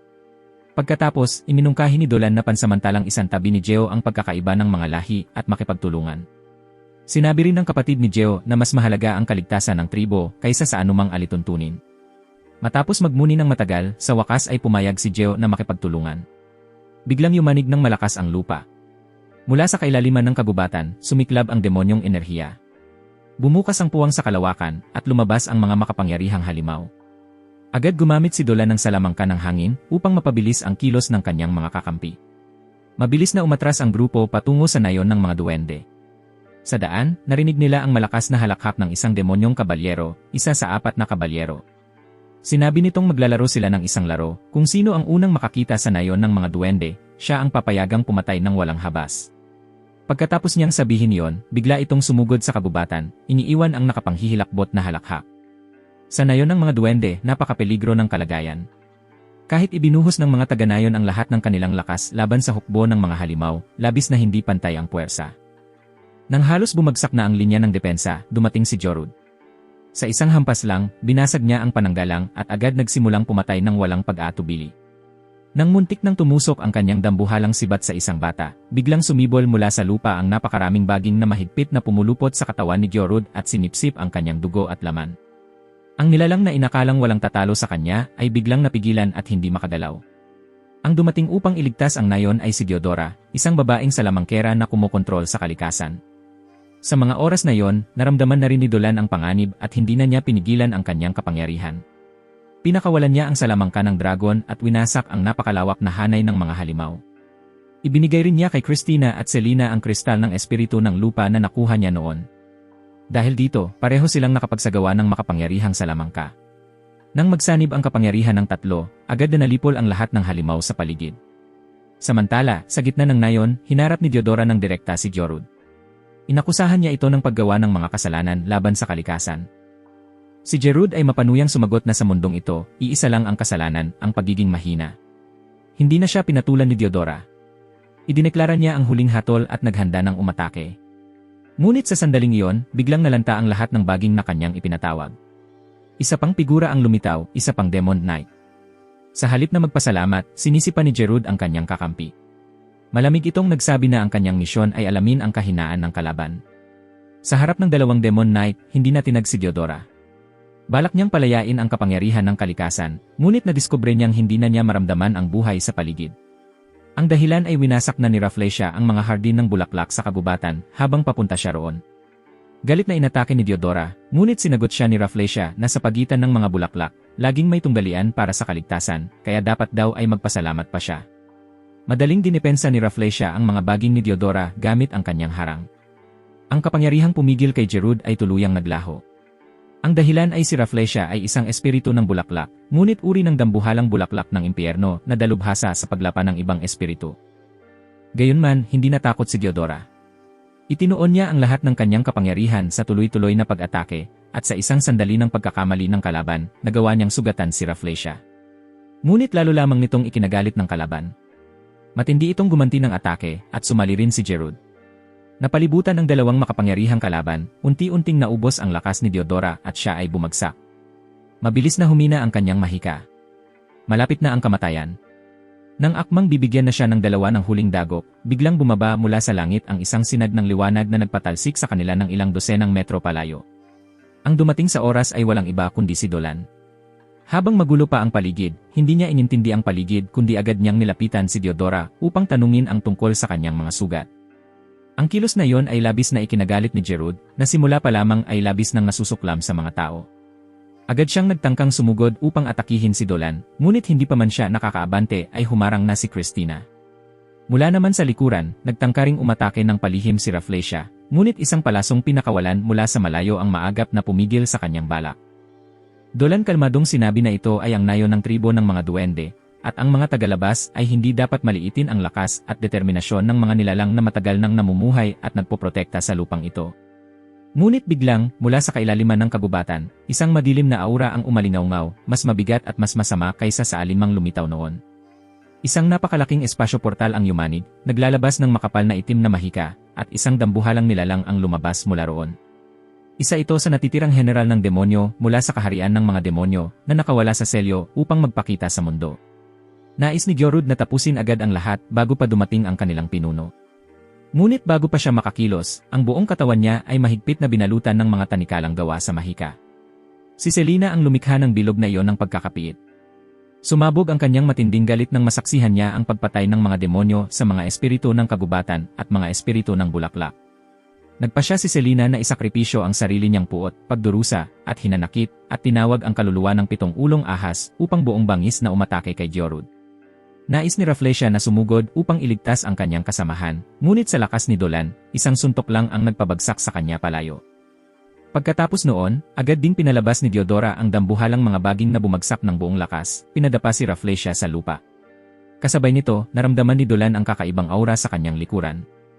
Walang pag-aalinlangan, agad siyang bumaril ng sibat ng apoy sa direksyong iyon at natuklasan na ang bagong dating ay si Jelen, isa pang kabalyero mula sa kaharian ng mga demonyo. Sa sandaling iyon, pilit binabasag ni Jorud ang selyo upang atakihin si Selina, ngunit hinarang iyon ni Christina gamit ang kanyang espada. Nagulat si Jorud na isang karaniwang tao ay kayang tumanggap ng kanyang atake. Mayabang niyang sinabi na siguradong isa si Christina sa mga tinatawag na superhuman. Hindi sumagot si Christina. Kaagad niyang tinanggal ang selyo sa kanyang espada, pagkatapos ay ginamit ang teknik na kasing bilis ng hangin, tumalo ng mataas, at tumarak ng diretsyo sa katawan ni Jorud. Habang naglalaban ng dalawa, muling ginamit ni Selina ang 7 ulong teknik ng ahas upang higpitan si Jelen. Ngunit nagtawanan lamang ito at sinabing parang kinamot lang siya ng langgam ng teknik na yon, ngunit hindi umurong si Selina, buong tapang pa rin niyang hinawakan at hinarap ang kalaban. Nang naghahanda si Jelen na magpakawala ng pambihirang ataking pandigma laban kay Selina, maagap siyang hinarangan ni Dolan. Pinagsama niya ang lahat ng lakas ng dragon sa kanyang kanang kamay, at isang napakalakas na suntok ang nagpalipad kay Jelen na kasinlaki ng dambuhala ng napakalayo. Nais ni Dolan na tapusin na roon mismo ang laban. Ngunit sa sandaling iyon, lumitaw ang huling general ng 4 na kabalyero ng kaharian ng mga demonyo, si Jord. Agad na napagtanto ni Dolan na iba si Jord kumpara sa 3. Ang mga nauna ay taglay pa rin ang likas na pagkademonyo, nasisiyahan sa pagpapahirap at paglaro sa kanilang mga biktima. Ngunit iba si Jord. Naglalabas siya ng matinding aura, at ang matalim niyang mga mata ay nagpatunay na hinahangad niya ang isang marangal na laban. Isinagwa ni Jord ang 2 dambuhalang espada upang atakihin si Dolan, na gumamit ng manipis na espada upang harangin ito. Sa mismong sandaling iyon, sumabog ang hininga ng dragon sa loob ni Dolan, dahilan upang mapahinto si Jord at maalala ang isang pamilyar na figura mula sa nakaraan. Sunod-sunod na nagsagawa si Dolan ng mabagsik na mga kontra-atake, hindi binigyan si Jord ng kahit kaunting sandali upang makapag-isip. Sina Christina, Selena, at Diodora ay labis na namangha, hindi nila inasahan na kayang supilin ni Dolan ang ganitong makapangyarihang kalaban. Lalong nasabik si Jord. Sinabi niyang hindi niya inakalang darating ang araw na makakaharap siya ng kalabang kasing lakas ni Dolan. Hindi na nagtago si Dolan. Inihayag niya ang totoong pagkakakilanlan ni Jord, na hindi siya tulad ng 3 iba pa, dahil hindi siya isang karaniwang demonyo, kundi isang bumagsak na Diyos. Ngunit hindi iyon ininda ni Jord. Sa halip, tinitigan niya si Dolan ng may matinding interes, dahil alam niyang taglay din ni Dolan ang isang dakilang lihim. Nabagabag si Dolan. Alam niyang hindi niya kayang talunin si Jord gamit lamang ang kanyang pagkatao bilang tao. Ngunit kung palalayain niya ng lubusan ang kapangyarihan ng dragon, masisira ang buong nayon. Hindi siya binigyan ng pagkakataong mag-isip ng sumugod si Jord, nagpakawala ng sunod-sunod na mga atake gamit ang espada, dahilan upang tuloy-tuloy na umiwas si Dolan. Habang tumatagal ang laban, lalo lamang naging uhaw sa dugo si Jord. Nag-ipon siya ng mahiwagang enerhiya upang maghanda sa isang fatal na atake. Samantala, sina Rafflesia at Diorud ay sinamantala rin ang pagkakataon upang magsagawa ng biglaang pag-atake. Naisa nang tumulong nina Christina at Selena, ngunit hinarang sila ni Jelen. Nang sabay-sabay nang umatake ang 3, napilitan si Dolan na talikuran ang kanyang pag-aatubili. Sumabog si Dolan sa kapangyarihan ng dragon upang pigilan silang lahat. Hindi lamang niya madaling na-neutralisa ang mga atake mula sa likuran, kundi nagpakawala rin siya ng enerhiyang sabog na direktang tumama kina Rafflesia at Diorud, na kapwa nagkaroon ng matinding pinsala. Tumawa si Jord at sinabing hindi mapapabagsak si Dolan ng ganoong mumurahing pag-atake, ngunit kaya ba niyang tiisin ang susunod na teknik? Agad niyang pinakawalan ang napakalakas na pinagmumulan ng mahiwagang enerhiya, bumuo ng haliging itim na liwanag na bumaril diretsyo kay Dolan. Napasigaw si Selena sa takot, ngunit nanatiling kalmado si Dolan, at tumingin pa pabalik na may nakapanghihikayat ng ngiti. Itinuon niya ang lahat ng kapangyarihan ng dragon sa kanyang espada, saka naglabas ng mabagsik na hiwa na tuluyang nagneutralisa sa atake ni Jord. Lalong nasabik si Jord. Sinabi niyang hindi niya inasahan na makakayanan ni Dolan ang ganoong sukdulang teknik, hindi nasayang ang paglalakbay na ito. Gayunman, hindi makalaban ng buo si Dolan dahil kailangan niyang isipin ang kaligtasan ng mga nasa paligid niya. Napansin ito ni Jord at idineklara na bibigyan niya ang mga naninirahan dito ng 3 araw upang pumili, mamuhay o harapin ang ganap na paglipol. Pagkalipas ng 3 araw, babalik daw siya kasama ang kanyang hukbo, umaasang makikipaglaban si Dolan ng buong lakas. Pagkasabi nito, umatras si Jord kasama ang natitirang 3 kabalyero. Pagkawala nila, agad na lumapit si Selena at niyakap si Dolan, sinasabing ang ngiti niya kanina ay parang ngiting pamamaalam. Ngumiti lang si Dolan ng nakapanghihikayat, ngunit hindi maitatago sa kanyang mga mata ang pag-aalala. Pagkatapos noon, pinangunahan ni Geo sina Dolan, Christina, at Selena upang makipagpulong sa 3 pinuno ng tribong kagubatan. Ang pinuno ng tribong duwende, si Geo, ang unang nagsalita, taos-pusong nagpapasalamat sa pagsagip sa nayon. Binigyang diin niya na ang krisis na ito ay hindi lamang para sa kagubatan, kundi may kinalaman sa buong mundo, kaya kinakailangan ang pakikipagtulungan ng imperyong tao. Sa sandaling iyon, may lumitaw na figura sa likod ng pinto. Ito ay ang punong guro ng Akademyang Mahiwaga, na dumating upang makilahok sa mahalagang pagpupulong na ito. Ang kagubatang ito ang tinubuang bayan ng punong guro, kaya tiyak na hindi niya hahayaang baliwalain ang mga pagbabagong papalapit. Ang pagkakaugnay niya sa lupang kanyang sinilangan ay mabigat na bumigkis sa kanyang puso. Bawat sanga at talahib ay tila tinatawag ang kanyang pangalan, nagpapaalala na tungkulin niyang protektahan ito anuman ang mangyari. Nauunawaan din ito ng pinuno ng tribong duwende. Sinabi niyang hindi mananatiling nakaupo lang ang tribo habang hinihintay ang pag-atake ng kalaban pagkalipas ng 3 araw, dahil kung puro depensa lang sila, tuluyan silang malilipol. Sa halip, ang tribo ng mga duwende ay kikilos ng aktibo, lilisanin ang kagubatan upang sirain mismo ang portal ng teleportasyon ng kaharian ng mga demonyo. Naniniwala siyang kapag nasira ang portal, sa tulong ng kakayahan ng sinaunang kagubatan na maghilom ng sarili, unti-unting babalik sa dati ang lahat, muling tutubo ang mga puno, mamumukadkad ang mga bulaklak, at muling mapupuno ng buhay ang bawat sulok. Samantala, sa isang ganap na naibang lugar, si Jord at si Rafflesia ay ibinubuhos ang galit, marahas na pinapatay ang mga sundalong demonyo. Bawat hampas ng espada ay tila pagsabog ng kanilang puot dahil sa pagkatalo kay Dolan sa nakaraang labanan. Umuugong sa buong larangan ang mga sigaw ng mga demonyo, ngunit tila hindi pa rin ito napapawi ang kanilang galit. Nang makita ito, nagsalita si Jelen.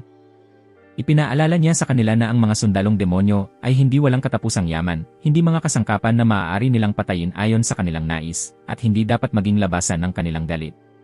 Ang mga salita ni Jelen ay parehong babala at malinaw na pagpapahayag ng pagkasuklam sa kawalang ingat at makasariling ugali ng kanyang mga kasamahan. Sa mga sandaling iyon, si Jord ay nalulubog sa mga alaala, inaalala ang labang pinagdaanan niya laban kay Dolan. Napakalinaw ng alaalang iyon na imposibleng magkamali, si Dolan ang kalabang hinarap niya noong siya pa ay isang Diyos ng digmaan. Sa mabagsik na labanan laban sa nabagsak na Diyos at sa hukbo ng mga demonyo, nasaksihan niya mismo ang paglitaw ng Dragon God. Ngayon, bagaman hindi niya maipaliwanag kung bakit nagbago ito tungo sa pagiging tao, nag-apoy sa loob niya ang matinding pananabik.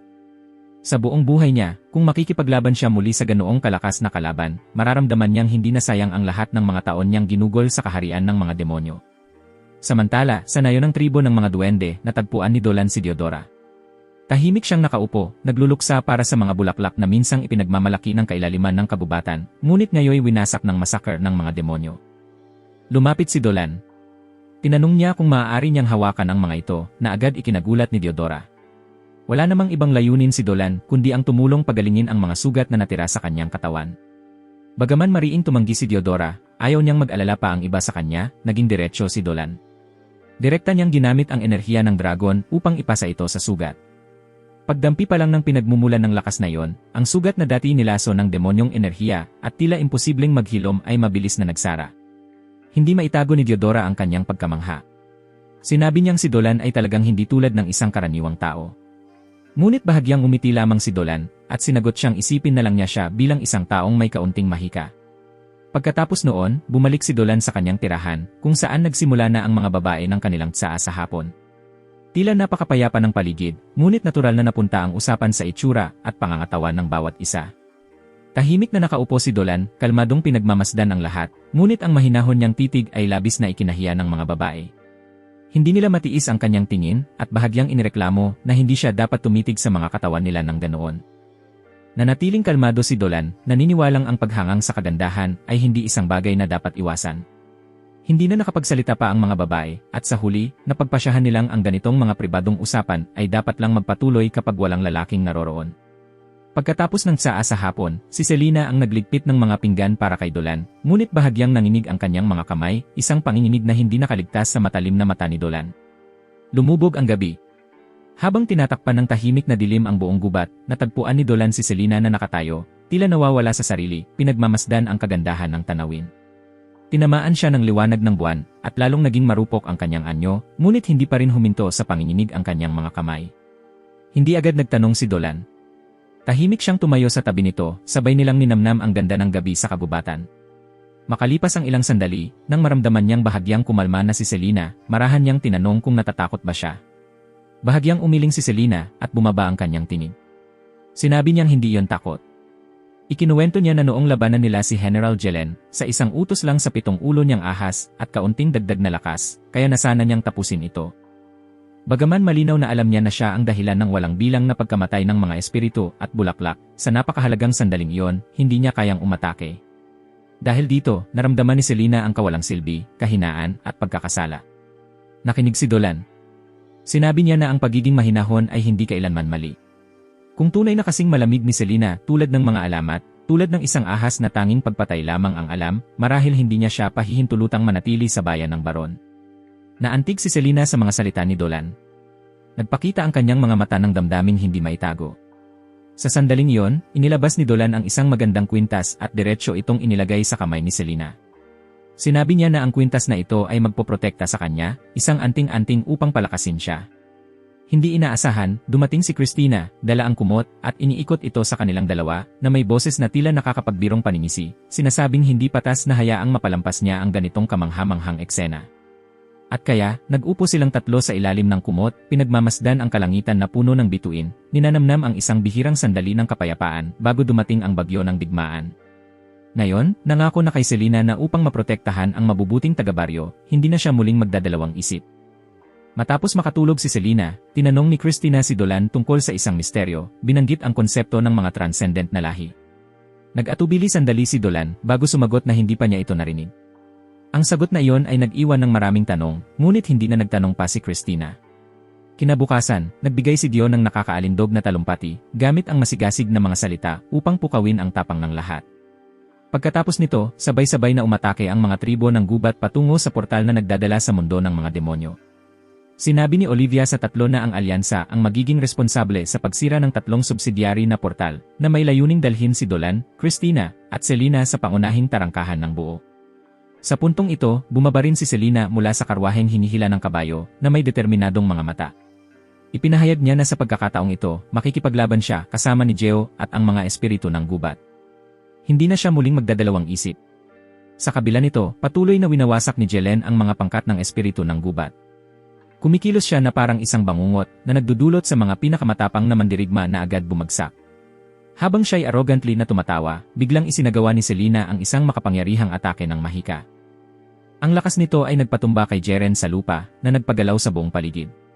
Si Selena mismo ay labis na namangha, nalilito kung kailan niya nakuha ang ganitong napakalakas na kapangyarihan, tila ganap na naiba sa dati niyang sarili. Pagkatapos ng ilang segundo ng katahimikan, lalong na-excite si Jelen. Siya'y sumigaw ng mabangis habang tumalon mula sa lupa, ang kanyang mga mata na pula ng dugo ay sumasalamin sa kabaliwan. Kumpirmado niya na ngayon, si Selena ay tunay ng karapat-dapat maging kalaban na nais niyang harapin. Sa isang karwaheng hinihila ng kabayo, hindi kalayuan, patuloy na nanonood si Christina. Ang kanyang puso ay punong-puno ng pag-aalala para kay Selena. Nais niyang bumaba upang suportahan ang kanyang kaibigan. Ngunit pinigilan siya ni Dolan sa tamang oras. Ipinaliwanag niya na dati na niyang binigyan si Selena ng isang espesyal na magic crystal. Ito'y magpoprotekta sa kanya sa pinakamapanganib na sandali, kaya dapat nilang pagkatiwalaan ang kapangyarihang maipapakita ni Selena. Matapos marinig ang katiyakan mula kay Dolan, bahagyang nakaramdam ng ginhawa si Christina. Agad pagkatapos nito, napalingon ang kanilang mga mata sa nakakatakot na tanawin sa harap. Si Jorud ay nakatayo ng imponente sa harap ng teleportation gate. Sa paligid niya ay hindi mabilang na mga bangkay ng Green Forest Alliance, ang trahedyang tanawin na lalong nagpabigat sa hangin. Hindi na mapigilan ni Christina ang kanyang sarili. Nagpasya siyang harapin ang nakakatakot na kaaway ng mag-isa. Sinabi niya sa kanyang mga kasama na siya ang haharap kay Jerud, habang si Dolan ay dapat direktang magpatuloy patungo sa pangunahing gate. Walang pag-aalinlangan, kinontrol ni Christina ang karwahen hinihila ng kabayo upang mailigaw si Jerud, pagkatapos ay bigla siyang bumaba mula sa himpapawid, naglunsad ng isang makapangyarihang atake na nagpatumba kay Jerud. Agad na sumiklab ang mabangis na labanan sa pagitan nila, bawat hampas ay nagdulot ng dambuhalang tunog na yumanig sa buong battlefield. Samantala, pinili ni Dolan na magpatuloy ng mag-isa diretsyo sa pangunahing gate upang mabawasan ang biktima para sa alyansa. Ang mga pakpak ng dragon sa kanyang likod ay kumalat. Siya'y lumipad sa himpapawid, nag-iwan ng mahabang sinag ng liwanag na pumuputol sa kalangitan. Ang tanging target ay ang gate na patungo diretsyo sa Demon Realm. Sa ibang lugar, humaharap si Diodora kay Rafflesia, isang kaaway na labis niyang kinamuhian dahil sa pagkasira ng mga flower spirits. Upang masiguro na walang makakialam, agad na naglatag si Rafflesia ng hadlang gamit ang malalaking baging na ikinulong silang dalawa sa hiwalay na battlefield. Agad na inaktibo ni Diodora ang kanyang mahika. Naglabas siya ng malalakas na bagyong hangin, pinalipad ang nakalalasong itim na usok na nilikha ni Rafflesia. Ngunit mas mapanganib ang kanyang kalaban. Ginamit ni Rafflesia ang buhay na nakamkam mula sa flower spirits, ginawang makapal na itim na mahika, at pabagsak na pinapaputok ito kay Diodora. Ang kakayahan ito ang naglalagay sa kanya bilang natural na kaaway ng nature magic, dahil parehong sumisipsip ng buhay at ginagawang sariling lakas. Sa ilang sandali, napilitan si Diodora na mag-focus sa depensa, unti-unting naitulak pabalik sa bawat hakbang. Dahil wala nang ibang pagpipilian, kinailangan ni Diodora na ilabas ang kapangyarihang matagal nang nakatago. Lubos na nagpakita ng interes si Rafflesia. Pinagtawanan niya ito, sinabing ang labang ito ay magiging paligsahan kung sino ang makakain ng isa't isa. Dalawang dambuhalang agos ng mahika ang nagbanggaan. Nakakakilabot na liwanag ang bumalot sa buong lugar, ang labanan ay lalong tumindi. Ngunit unti-unting nanaig ang tibay ng lakas ni Rafflesia. Patuloy na naitulak pabalik si Diodora, ang kanyang katawan ay lalong napapagod, ngunit ang takot ay hindi kailanman sumilip sa kanyang mga mata. Sa halip, direktang tumingin si Diodora sa kanyang kalaban, tinanong kung magiging masarap na lasa ang kanyang buhay. Nagmataas na tumawa si Rafflesia, inamin na ito ay isang natatanging lasa na hindi pa niya natitikman. Ngunit mumiti si Diodora ng malamig, sinabing kung ito ang kanyang huling pagkain, dapat niyang kainin ng marami. Sa sandaling iyon, biglang tumubo ang isang kakaibang bulaklak sa mukha ni Rafflesia, at sumulpot ang maraming sanga ng bulaklak, mabilis na bumalot sa buong katawan niya. Ipinahayag ni Diodora ang katotohanan na ang labang ito ay nakatakda na, dahil noong isang araw bago, nang tinusok niya ang katawan ni Rafflesia gamit ang matulis na tinik, nagtanim siya ng binhing black blood flower sa loob niya. Unti-unting sinipsip ng bulaklak ang lahat ng dugo at laman. Ang mga mapanirang sigaw ni Rafflesia ay umalinggaw-ngaw sa kawalang pag-asa. Sa huli, tuluyan siyang nilamon ng nakakatakot na bulaklak. Ngunit si Diodora rin ay lubos na napagod. Ang naubos na kapangyarihan ay nag-iwan sa kanya na hindi makalaban sa mga demon soldier na ngayon ay nagbabantang palibutan siya. Maaari na lamang ipikit ni Diodora ang kanyang mga mata at hintayin ang kamatayan na lumapit. Ngunit sa pinakamapanganib na sandali, biglang namadilim ang langit at libu-libong mga palaso ang bumuhos mula sa kung saan, tumagos ng direkta sa hukbo ng mga halimaw, pinuksa ang lahat sa isang kisap mata. Nang muling magkamalay, nakita ni Diodora si Dolan na nakatayo sa kanyang harapan. Hindi lamang niya nilinis ang mga kaaway, kundi lumikha rin ng proteksyon na kalasag, parehong nagpapagaling at nagtatanggol sa kanya. Naantig, nagpasalamat si Diodora, ngunit agad namang napatingin ang kanyang mga mata sa mga pakpak ng dragon sa likod ni Dolan. Kinikilala niya na tiyak na hindi ordinaryong tao si Dolan. Ngunit mumiti lamang ng bahagya si Dolan. Sinabi niyang siya ay tunay na tao. Ngunit ang kanyang kaluluwa mula sa nakaraang buhay ay minsang naging dragon at ito ay tila makatwirang paliwanag. Pagkatapos magsalita, lumingon siya at nagpatuloy patungo sa susunod na portal ng Demon Realm. Nagmadali si Diodora na ipahayag na nais niyang sumama, ngunit umiling si Dolan, sinabing lilipad siya at malamang ay hindi siya makakasabay. Nang marinig ito, bahagyang namula si Diodora. Dahan-dahang iminungkahi niya na kung isasakay siya ni Dolan habang lumilipad, hindi ba mas mainam yon? Ngunit bahagyang umiling lamang si Dolan. Naniniwala siya na magiging mas paborable ang laban kay George kung siya ay haharap ng mag-isa. Pagkatapos niyang sabihin yon, malakas na kumindat ang kanyang mga pakpak ng dragon at nawala si Dolan sa kalangitan. Noong panahong iyon, napakadelikado ng sitwasyon ni Selena. Malubha ang kanyang mga sugat sa katawan. Ang buntot ng kaaway na parang ahas ay tumusok sa kanya, pinipinid siya sa isang tuyong puno. Kinailangang ipagsapalaran ng mga forest sprites ang kanilang buhay, nakikipaglaban hanggang sa dumugo, upang iligtas siya.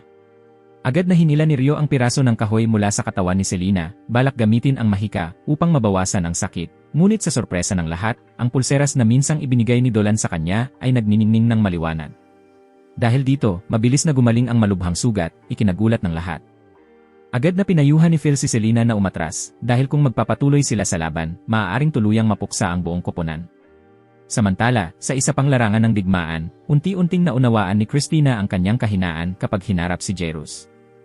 Bagaman patuloy niyang sinasaktan si Jairus, ang lahat ng mga sugat ay mabilis na gumaling. Pinuri ni Jairus si Christina, sinasabing siya nga ay isang tunay na superhuman na lahi, ngunit patuloy pa rin siyang nagtataka tungkol sa tunay na kahulugan ng terminong iyon.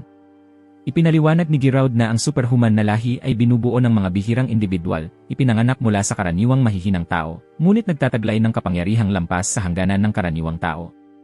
Dahil dito, madalas silang tinatanggihan ng lipunang pantao. Gayunpaman, ang superhuman na lahi ang pangunahing banta sa mga demonyo. Kahit na mga fallen demons, fallen gods, o mga sinaunang dragon gods ay maaaring talunin ng mga ito. Ibinunyag din niya na ang bayani na minsang tinalo ang sinaunang dragon god sa alamat ay kabilang din sa superhuman na lahi. Pagkatapos ng paliwanag, ipinag-utos ni Gerud kay Christina na ipakita ang kanyang tunay na kapangyarihan. Sa wakas, naunawaan ni Christina. Ang kapangyarihang dala niya ay inilaan upang lipulin ang mga kaaway sa kanyang harapan. Hindi na nag-atubili pa, pinalaya niya ang lahat ng selyo sa kanyang espada, sumugod, at nagpakawala ng sunod-sunod na makapangyarihang teknik. Matapos ang ilang walang humpay na palo ng espada, matagumpay na natalo ni Christina si Jorud. Na wakas, tinapos ang buhay ng mapanganib na demonyong ito. Sa kabilang panig, nakilala ni Jord ang hitsura ni Dolan. Hindi niya maitago ang kanyang kasabikan, agad na yumuko ng magalang, sinasabing minsan siyang nagsilbi sa War God at nasaksihan ang nakapupukaw na labanan sa pagitan ni Dolan at ng War God. Mula noon, palagi niyang inaasam ang pagkakataong direktang makaharap si Dolan. Nang tanungin ni Dolan kung bakit, kahit na alam ang kanyang pagkakakilanlan, patuloy pa rin siyang naglakas loob na hamunin siya, tahimik na sumagot si Jord na dahil si Dolan ngayon ay naging tao, naniniwala siyang may tsansa siyang manalo. Higit pa rito, sa kagubatang ito, hindi ganap na mailalabas ni Dolan ang kanyang kapangyarihan, kaya iminungkahi ni Jord na pumunta sa Demon Realm para magkaroon ng tunay na mapagpasyang laban. Kasabay nito, si Phil, matapos payuhan si Selina na agad umalis, ay agad na sumugod ng mag-isa sa larangan ng labanan. Si Selina ay hindi maitanggi ang sarili niyang kahinaan. Bagaman sinabi niya sa sarili na maging mas malakas kapag humaharap sa kaaway, hindi pa rin siya sapat na walang awa upang umatake. Malinaw, kailangan siya ng lahat, ngunit ipinagtaksil ng kanyang katawan ang kanyang kalooban, bumagsak sa lupa na walang lakas upang lumaban. Ngunit nang marinig ni Selina ang mga kawawang sigaw ng mga forest sprites, unti-unti niyang naibalik ang kanyang lakas ng loob. Ang labanan na ito ay hindi lamang para sa kanya, kundi para sa kaligtasan ng kanyang mga kasama, kaya hindi na siya maaaring umatras. Sa sandaling iyon, ang palamuti na ibinigay ni Dolan sa kanya ay biglang nagliwanag na parang tumutugon sa determinasyong muling nagliyab sa kanyang puso. Habang si Jeren ay handang patayin si Phil, dumating si Selina sa tamang oras, ginamit ang mga kadena upang higpit na itali ang kalaban, at pagkatapos ay nagbigay ng isa pang malupit na magic punch. Sinubukan ni Jelen na kontra-atake, ngunit itinapon siya ng malayo. Hindi siya nagalit kundi labis na nasasabik, dahil tanging mga kalaban tulad nito ang karapat-dapat sa kanyang buong kapangyarihan. Gayunpaman, hindi niya inaasahan na nagbago ang kapangyarihan ni Selina. Ipinatupad niya ang 7 Serpent Technique, ngunit sa pagkakataong ito, nagsanib ang 7 ulo ng ahas upang bumuo ng isang higanteng ulo ng dragon. Hindi na kayanan ni Jelen ang lakas nito at agad siyang nawasak sa lugar. Sa kabilang panig, pumasok na si Dolan sa teritoryo ng demonyo, at sa wakas ay malayang naipakawala ang kapangyarihan ng Dragon God. Lubos na nasasabik si Jord, itinuturing na karangalan sa kanyang buhay ang magkaroon ng pagkakataong harapin ang isa sa 7 primordial dragons. Agad niyang inilunsad ang kanyang killer technique, Heaven and Earth Double Kill, upang tapusin si Dolan, ngunit sa isang hagod lamang ng espada, madali itong winasak ni Dolan. Sa parehong oras, lumapit din ang Forest Alliance sa Teleportation Gate. Alam nilang si Dolan at Jord ay sumabak na sa labanan sa Demon Realm, kaya agad nag-usap ang 3 elders tungkol sa pagbagsak ng gate. Bagamat itinuturing na matakot na hakbang ang ganitong paraan, kung ikukumpara sa buhay ng mga residente ng gubat, naisip nilang hindi na kailangan pang pag-isipan ng matagal. Nang dumating sina Selina at Christina, agad nilang tinutulan ang desisyon na yon. Nasa mahirap na sitwasyon ang 3 elders, dahil habang nag-aaway, maaaring lumitaw ang makapangyarihang mga kaaway mula sa teleportation gate sa anumang sandali. Higit pa rito, kung mabibigo si Dolan, ang kahihinatnan para sa buong tribo ay hindi masukat. Bilang mga leader, may karapatan silang questionin ang pagtitiwala ng buhay ng lahat ng residente kay Dolan lamang dahil sa paniniwala ni Selina at Christina. Sa sandaling iyon, sinabi ni Selina na pwede sanang maghintay si Dolan ng tulong mula sa Empire, ngunit pinili niyang labanan ng buong lakas para lamang sa kaligtasan ng mga forest tribes. Dagdag pa ni Diodora na kung isasara nila ang teleportation gate ngayon, karapat-dapat pa rin ba silang tawaging mga anak ng gubat? Ipinahayag din ni Nagyo at Phil na kung kailangan nilang gumawa ng ganitong matakot na bagay, mas mabuti pang mamatay na lamang sa mismong battlefield. Hinarap ng 3 elders ang matibay na determinasyon ng kabataang henerasyon, kaya hindi nila nagawa kundi huminga ng malalim, inamin na ang kanilang katandaan ay nagdulot ng takot at muntik na silang magkamali. Samantala, sa loob ng Demon Realm, lubos na pinangibabawan ni Dolan si Jord. Isang hagod lamang ng kamao, ipinagpag niya ang kanyang kalaban ng malayo, ngunit habang mas pinipiga si Jord, mas matindi ang kanyang paglaban, patuloy na umaatake ng walang tigil. Nagsimulang mainip si Dolan, kaya pinakawalan niya ang ugong ng Dragon God, napakalakas na hindi nakaiwas si Jord at naipagsulong pabalik. Ngunit hindi madaling sumuko si Jord. Muling sumugod siya. Gayunpaman, determinado si Dolan na hindi pahabain pa ang laban. Matapos ang ilang eksaktong hagod ng espada, tuluyan nang bumagsak si Jord. Inangkin ni Dolan na ang determinasyon ng kalaban ay hindi bababa sa digmaan God na si Adet. Sinabi pa niya na ang kanyang espada ay kumakatawan sa hindi mabilang na buhay sa gubat na pinaslang ni Jord. Nagpakita ng pasasalamat si Jord sa pagkilala ni Dolan, ngunit nanindigan siyang hindi niya pinagsisisihan ang kanyang ginawa, at pagkatapos ay tuluyang nawala ang kanyang anyo. Mula sa malayo, isang misteryosang babaeng demon ang nanonood sa buong laban. Nang makita si Dolan, siya'y nagpakita ng kasabikan, naniniwalang ang huling sinaunang dragon ay hindi pa tuluyang nawala, at ngayon ay mayroon siyang isa pang pagkakataon na makipaglaro sa kanya muli. Samantala, sa teleportation gate, sabay-sabay na nagpakita ng tuwa ang lahat ng residente ng gubat nang makita si Dolan na lumabas mag-isa, buo at ligtas matapos ang laban. Huminga ng maluwag ang lahat, pagkatapos ay nagsanib puwersa upang wasakin ang gate, tinapos ang panganib sa mismong sandali iyon. Upang ipagdiwang ang tagumpay, nag-organisa ang mga residente ng gubat ng isang marangyang piging. Sa masayang atmosfera ng piging, lumitaw sina Christina at Selina na nakasuot ng tradisyonal na kasuotan ng mga babaeng pinuno ng Spirit Tribe na ikinamangha ni Dolan. Ang diretsyo at matapang niyang titig ay nagpahirap sa dalawang babae na mapanatili ang kanilang composure. Hindi tinago ni Dolan ang kanyang papuri, pinupuri ang kanilang kagandahan. Nang hatakin si Christina ng ibang kababaihan para sa pag-uusap, hindi pinalampas ni Dolan ang pagkakataon at inimbitahan si Selena na sumayaw. Habang tumutugtog ang natatanging, malinamikong musika ng mga espiritu, halos hindi maitago ni Selena ang kanyang nararamdaman para kay Dolan na malinaw niyang naipapahayag. Ngunit inosente si Dolan, hindi niya naintindihan ang kahulugan sa kanyang mga salita. Sa pagtatapos ng gabi, nang lasing na si Selena at nakadapo sa kandungan ni Dolan, siya ay napahinga sa isang tahimik na tulog. Noong sandaling iyon, isang malayong awit ang nakatawag ng pansin kay Dolan, kaya sinundan niya ang tunog. Lumabas na si Christina ay nakatayo mag-isa, kumakanta. Ang kanta ay tungkol sa mga tagumpay ng Brave One at ng White Dragon nang magkasama nilang talunin ang Evil Dragon na nagbabadya ng malalalim na alaala kay Dolan. Nang matapos ang kanta, tinanong niya tungkol sa pinagmulan nito at nalaman na ito ay isang awit na naipasa sa maraming henerasyon sa pamilya ni Christina. Nang naging mausisa si Dolan tungkol sa katapusan pagkatapos talunin ang Evil Dragon, ang tanging masagot ni Christina ay huminto ang kanta sa bahaging iyon, walang pagpapatuloy. Nang makita ang espesyal na interes ni Dolan sa kanta, tinanong siya ni Christina kung ano ang palagay niya sa kapalaran ng Brave One at ng White Dragon. Sumagot si Dolan na anuman ang mangyari, patuloy pa rin papahalagahan ng White Dragon ang pagkakaibigan niya sa Brave One. Kinabukasan, habang naghahanda ang lahat na maghiwalay, muling inimbitahan ng headmaster si Dolan na mag-aral sa Magic Academy. Ngunit sinabi niya lamang na kailangan niyang mag-isip ng mas mabuti. Binigyan si Dolan ni Diodora ng isang bag ng Black Rose Seeds bilang pasasalamat, at sa sorpresa, hinanap ang kanyang mga labi para halikan siya, na walang oras para makareact. Si Selena na nakatayo malapit ay nagangalit sa selos, ngunit wala siyang magawa. Pagkatapos, bumalik si Dolan kasama ang lahat sa nayon. Ngunit paglapag nila sa kanilang tahanan, isang hindi inaasahang krisis ang naghihintay. Kinabukasan, nagising si Dolan gaya ng dati. Lahat ay tila walang nangyaring krisis noong nakaraang gabi. Sa banayad na sikat ng araw ng umaga, unti-unting nagising ang maliit na nayon. Ang mga tunog ng palengke ay nagsimulang mag-ingay sa pamilihan ng nayon. Salamat sa tahimik ngunit matyagang tulong ni Dolan, naging mas palakaibigan ang mga taga-nayon at forest sprites, nakikipag-ugnayan ng mas natural sa isa't isa. Madalas ding bumisita sina Diodora, Geo, at Marl, naging pamilyar na silang mga bisita ng grupo ni Dolan. Si Christina, dahil sa likas na espesyal na aura niya, ay palaging napapaligiran ng mga sprite girls, na hindi tumitigil sa pakikipagkwentuhan sa kanya. Ang tanawin na ito ay ikinatuwa ni Diodora, nang umiti ng pilyo at nagsimulang magbiro.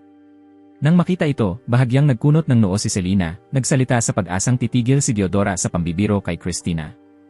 Ngunit pagkakatapos niya magsalita, mabilis na pinalitan ni Diodora ang target at ngayon si Selena ang pinagtatawanan, na agad namang nagpula sa kahihiyan kay Selena. Sa tanghalian, kusang inanyayahan ni Selena si Dolan at ang team leader na si Baron na sumama sa pangangaso. Ngunit mumiti lamang si Dolan, sinabing ang ganitong maliliit na bagay ay hawak na ni Selena at hindi na niya kailangang makialam. Ngunit agad namutawi si Selena. Pinaalalahanan niya si Dolan na ang gatas na kakainom lang niya ay ibinigay ng isang batang babae sa nayon, na nangangahulugang nakatanggap na siya ng bayad ng maaga, kaya wala siyang dahilan upang tumanggi sa pangangaso. Sa harap ng ganoong determinasyon, tumango si Dolan at pumayag. Sa gitna ng makapal na gubat, natuklasan ni Selena ang pugad ng isang hari ng oso na nagtatago sa unahan. Lumitaw ang tindi sa kanyang mga mata. Agad niyang ginamit ang mahika upang pilitin ang dambuhalang oso na lumabas. Pagkakataon na yon, agad na sumugod si Baron at ang mga sundalo, ang kanilang mga malamig na talim ay tumama sa katawan ng hayop. Ang eksenang ito ay hindi sinasadyang nagpangisi kay Dolan, naramdam ang kirot sa puso. Kaagad niyang hinarang ang natitirang kuting, malakas na tinanong kung bakit ganyan ang kilos ng lahat. Nagtapos na ang kaguluhan sa gubat. Ang mga halimaw na hayop na ito ay hindi kailanman aktibong umatake sa tao, kaya anong dahilan nila para sa ganitong walang kabuluhang pagpatay? Tumawa lamang si Baron nang may pang-uyam, tinutukso si Dolan sa sobrang pagiging inosente. Para sa kanya, ang mga halimaw na hayop ay mananatiling halimaw na hayop. Hanggat umiiral sila, ang potensyal na makasakit sa tao ay palaging nakatago. Kung balang araw may masaktan, sino ang mananagot? Ang mga salitang ito ay tinanggap ng ilang sundalo sa pamamagitan ng pagtango. Pati si Selena ay bahagyang bumuntong hininga, na nagsabing sa kabila ng kanilang mga pagkakaiba, ang mga halimaw na hayop ay nananatiling panganib sa tao. Ang mga salitang ito ay nagdulot kay Dolan ng mas matinding pakiramdam ng pagkakahiwalay, na parabang lumalawak ang hindi nakikitang agwat sa pagitan niya at ng lahat. Dala ang mabigat na pasaning ito, bumalik si Dolan sa bahay, sinusubukang humanap ng kapayapaan sa pamilyar na gawaing pagsasaka. Maingat niyang inaalagaan ang bawat bukirin, pinapaarawan at pinapainom ang bawat tanim na bulaklak, ngunit biglang lumitaw si Eri. Nagtatanong kung bakit niya ito ipinagpapatuloy gayong lahat ng mga taga na yon ay nagpasya ng lisanin ang lugar upang humanap ng bagong buhay.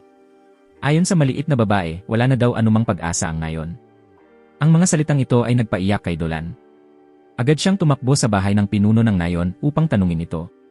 Hindi niya maintindihan kung bakit nais ng mga taga nayon na talikuran ang lugar na ito, isang nayon na itinayo sa pawis at luha ng maraming henerasyon. Ngunit ngayon, madaling nilang pinakawalan ito, pumapayag na umalis ng walang alinlangan. Ngunit ang tugon ay pagod lamang. Ang mga taga nayon ay nagsabing sila ay pagod na. Dito, wala na silang mayaangat o mapapabuti. Nakatayo si Dolan na parang nayelong, ang buong katawan niya ay nanigas, mula simula hanggang katapusan. Tanging siya lamang ang tunay na nagmamahal sa lugar na ito. Kinabukasan, nagsimulang umalis ang mga pamilya. Kahit ang mga magulang at nakababatang kapatid ni Dolan ay naghanda na ng kanilang mga bagahe. Ang kanyang ina ay mahinahong nagpaalala sa kanyang anak na alagaan ang sarili. Naniniwala siya na kakaiba si Dolan sa iba. Kayang-kaya niyang mabuhay ng mag-isa. Sa isang iglap, ang dating masiglang nayon ay nagbago, naging isang walang buhay na katahimikan. Pinanood ni Dolan ito, damang-dama ang isang hindi mailarawang kalawakan ng kawalan sa kanyang puso. Sa kabutihang palad, hindi pa umaalis si Selena. Ang kanyang maliwanag na ngiti habang kumakain ay bahagyang nagpapagaan sa mabigat na damdamin sa puso ni Dolan. Ngunit sa mismong sandaling iyon, isang malakas na pagsabog ang umalingaw-ngaw mula sa malayo, ikinagulat nila pareho.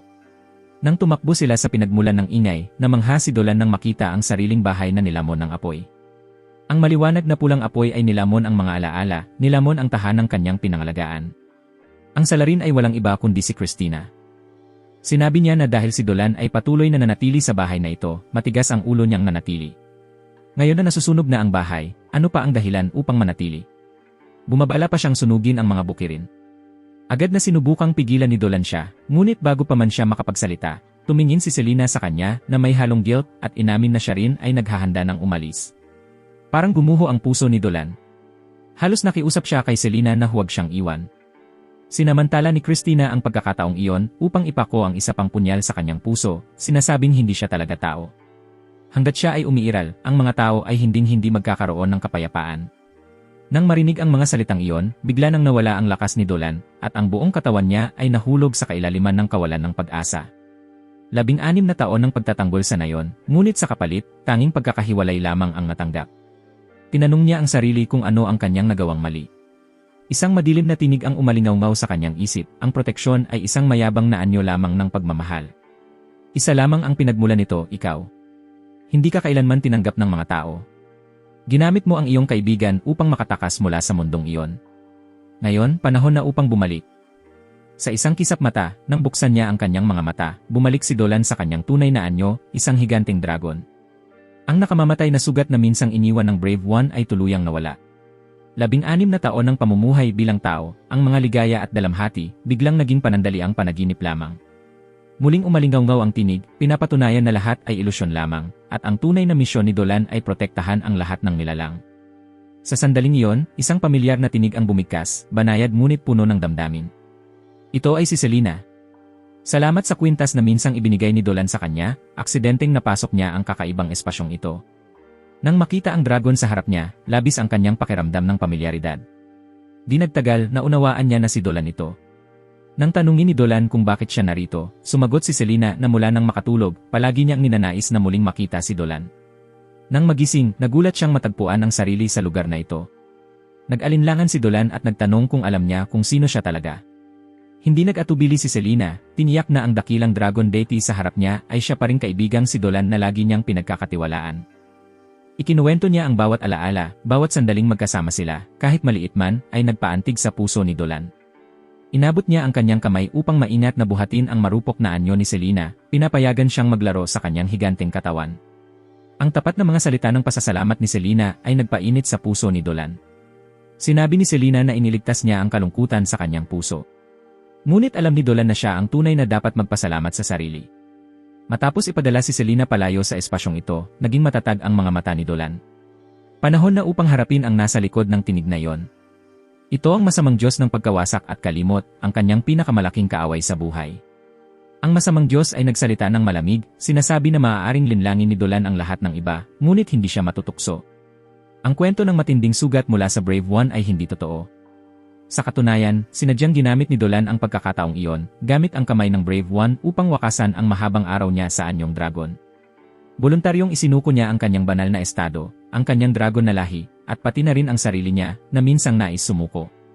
Paano nga ba sila mabubuhay ngayon ng basta-basta, na parang wala nang humahawak sa kanila? Tahimik na inamin ni Dolan na tunay ngang dumating ang panahon na pakiramdam niya ang kanyang pag-iral ay napakabigat, napakapagod, hanggang sa nais na niyang mawala.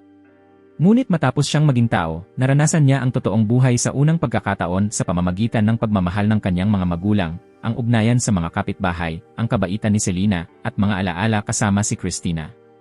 Ito ang nagpaalala sa kanya ng tunay na kahulugan ng pamumuhay. At ngayon, sinumang maglakas loob na humarang sa kanyang daraanan, o maglakas loob na hawakan ang buhay na kanyang pinahahalagahan. Nangako si Dolan na hindi siya magpapakita ng awa. Nang marinig ang mga salitang ito, tumawa ng malakas si Calavith. Aroganting ipinahayag niya na ito ang kanyang mundo. Kung nais ni Dolan na umalis, kailangan muna niyang talunin siya. Pagkatapos niyang magsalita, naghatid si Dolan ng suntok na yumanig sa langit, na tinapakan ang masamang Diyos palayo. Habang siya ay gagawa ng pinal na galaw upang wakasan ang labanan, biglang itinataas ni Calavith ang kanyang kamay bilang tanda ng pagsuko. Pagkatapos, malamig na sinabi ni Dolan na sa pamamagitan ng bangungot na ito, tunay niyang nadama ang pagnanasa na wasakin si Calavith. Ngunit malinaw din niyang nauunawaan na ang kakilakilabot na kapangyarihang ito ay umiiral lamang sa buhay na ito. Sa sandaling ipagpatuloy niya ang reinkarnasyon, unti-unting maglalaho ang kaluluwang dragon sa loob niya hanggang sa tuluyang maglaho sa kawalan. Iyon ang sumpa na sabay-sabay na ipinataw sa kanya ng mga masamang Diyos. Nang marinig ito, bahagyang nagpakita si Calavith ng kaunting kalungkutan. Tahimik niyang tinanong kung ibig bang sabihin ito, kahit wala siyang gawin, tuluyan din siyang mawawala. Bahagyang umiti si Dolan, tumugon na dapat ba hindi siya masaya tungkol dito. Ngunit sa kabigla-bigla, taos-puso namang sinabi ni Calavith na itinuturing niya si Dolan na kaibigan. Patunay nito, sa kamakailang labanan, hindi pinatay ni Dolan si Calavith, ginamit lamang ang mga teknik na sapat lang. Nang marinig ito, inamin din ni Dolan na kahit si Calavith ay isang masamang Diyos at ang kanyang pinakamalaking kaaway, kung sasabihin niyang mayroong bagay sa pagitan nila tulad ng pagkakaibigan, hindi iyon mali. Nang marinig ang sagot na ito, umiti si Calavith ng maliwanag. Bago siya tuluyang nawala, naglaro siyang nagdeklara na madalas siyang babalik upang makipaglaro kay Dolan sa hinaharap. Nang buksan ni Dolan ang kanyang mga mata, napagtanto niyang tunay na nakabalik siya sa kanyang minamahal na nayon. Agad na lumapit si Selena upang hanapin siya. Ngumiti si Dolan at tinanong kung sakaling makatagpo muli sila ng higanteng oso sa isang hunting trip, ano ang gagawin niya. Walang pag-aatubili, sumagot si Selena na siyempre, tititig lang siya at paalisin ang oso. Walang pakinabang ang makipaglaban. Di nagtagal, natagpuan ni Dolan si Christina at sinabi na napagpasyahan niyang mag-aral sa Magic Academy.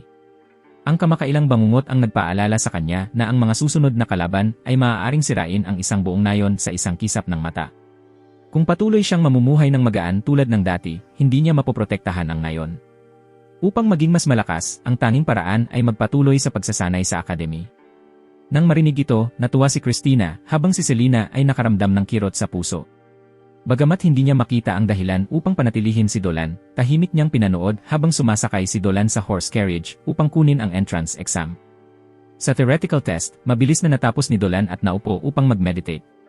Ngunit biglang lumitaw si Calavith, nyapos siya at walang tigil na niloloko. Ang examiner ay hindi naramdaman ang presensya ng masamang Diyos, tanging nakikita lamang si Dolan na natutulog habang nag-exam. Galit na kinolekta ng examiner ang kanyang papel at pinagbantaan siya na sa bukas na practical test, mas mabuti kung magiging ganap siyang seryoso. Kasabay nito, sa nayon, napunta si Selena sa isang hindi matatag na estado. Ang isang simpleng pagbati mula kay Team Leader Baron ay nagdulot sa kanya ng hindi sinasadyang pagpapalabas ng isang napakalakas na spell, sa kabutihang palad, hindi nagdulot ng malubhang epekto. Nalaman ng lahat na tunay na malalim ang pagpapahalaga ni Selena kay Dolan.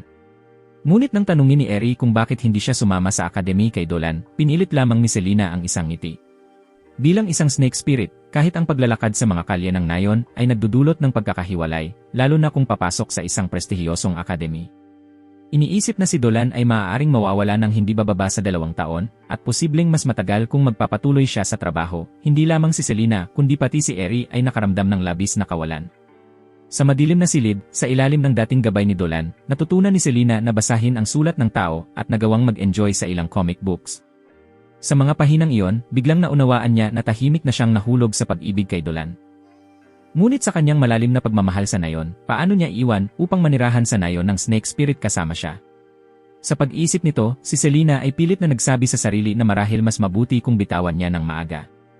Samantala, hinanap ni Dolan ang isang tao upang kumpirmahin ang isang alalahanin. Nang makatanggap ng positibong sagot, labis siyang natuwa, at kinabukasan ay nagtungo sa bahay ni Selena upang ibahagi ang kanyang kasiyahan. Ngunit sa tahimik na silid na iyon, tanging isang liham ng pamamaalam lamang ang naiwan. Nagpasya si Selena na umalis. Ngunit hindi papayagang mawala siya ng ganoon kadali ni Dolan. Agad siyang nagbago ng anyo bilang dragon, lumipad diretsyo sa himpapawid, sinusuri ang bawat sulok upang hanapin ang kanyang bakas. Sa kagubatan, nagpapahinga si Selena nang biglang makita niya ang anino ng isang napakalaking dragon na dumaan. Nagtago siya sa likod ng puno sa takot, ang kanyang puso ay mabilis na tumitibok. Ngunit nang marinig niya si Dolan na tinatawag ang kanyang pangalan, muntik na siyang mahimatay. Nagkita silang muli sa tabi ng lawa, kung saan nagsimula ang kanilang unang alaala. Ngumiti si Dolan, sinasabing tinanong niya ang kanyang guro. Lumabas na sa Magic Academy, maaaring magdala ng mga familiar ang mga estudyante kung nakapagtatag sila ng isang covenant. Ibig sabihin, maaari na talagang sumama si Selena sa kanya. Tumingin siya ng malalim sa kanyang mga mata at tinanong, handa ka na ba? Naantig si Selena hanggang sa maluha, ngunit sinikap pa ring magmukhang matatag, sinasabi na hindi siya pwedeng maging makasarili. Kung susunod siya, tiyak na haharapin ni Dolan ang diskriminasyon at pag-aalipusta. Sa kanyang kalituhan, nadulas siya at nahulog sa lawa. Agad siyang hinuli ni Dolan at bumulong na ang mga iyon ay walang halaga. Ang nais niya ay tuklasin ang malawak na mundong iyon kasama siya. Nang marinig ang mga salitang ito, sumabog sa luha si Selena, mahigpit na niyakap si Dolan. Pagkatapos noon, sa harap ng matanda bilang saksi, opisyal nilang pinirmahan ang familiar covenant. Sa pamamaalam, may inis na sinabi si Harry kay Selena na huwag isipin na eksklusibo niyang makukuha si Dolan. Ang maliit na batang babae ay papasok din sa akademi sa susunod na taon. At sa ganoong paraan, opisyal na nagtapos ang simpleng buhay ni Dolan sa Nayon. Sa harap niya ay isang bagong kabanata na puno ng hamon. Para kay Selena, tila nasa panaginip pa rin, hindi siya makapaniwala na siya na ngayon ang kapareha ni Dolan, hawak ang kanyang kamay habang magkasamang naglalakad sa dulo ng daan.